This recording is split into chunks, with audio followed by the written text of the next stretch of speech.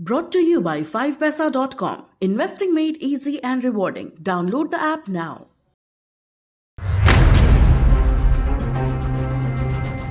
सोना, हीरे जवाहरात और ज्वेलरी भारत में निवेश और सरकार की आमदनी का एक बड़ा जरिया बनते जा रहे हैं।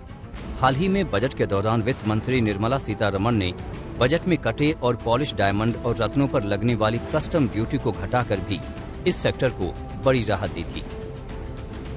To give a boost to the gems and jewelry sector, customs duty on cut and polished diamonds and gemstones is being reduced to 5%.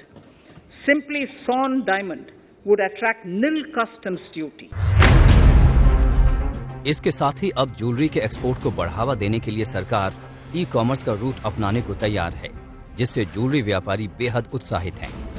सर्वप्रथम तो मैं माननीय वित्त मंत्री जी का धन्यवाद करना चाहूँगा कि उन्होंने इस बजट में कट एंड पॉलिश डायमंड के ऊपर आयात शुल्क 7.5% से घटा के 5% किया और साधारण हीरे को आयात शुल्क से मुक्त रखा है।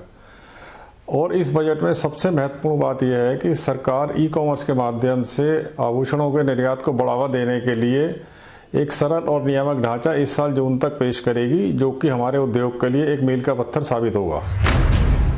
फिजिकल फॉर्म में तो भारतीयों की पसंदीदा शॉपिंग यानी ज्वेलरी लगातार बढ़त दर्ज कर ही रही है, लेकिन कोरोना काल में जिस तरह से डिजिटल दुनिया ने अपनी धाक जमाई है, उसमें गोल्ड का डिजिटल निवेश भी पीछे नहीं है।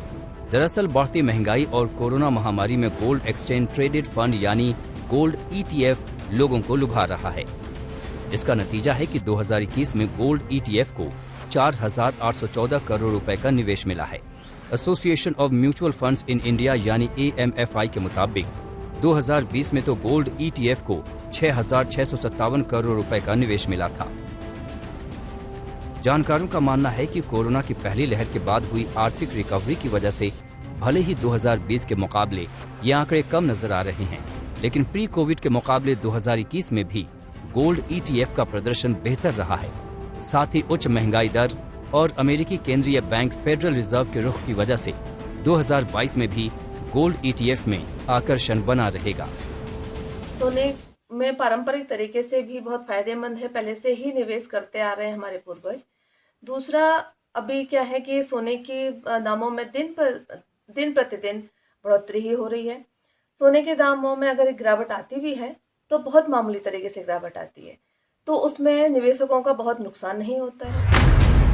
गोल्ड ETF में सोने की खरीद फरोख्त डिजिटल फॉर्म में होती है।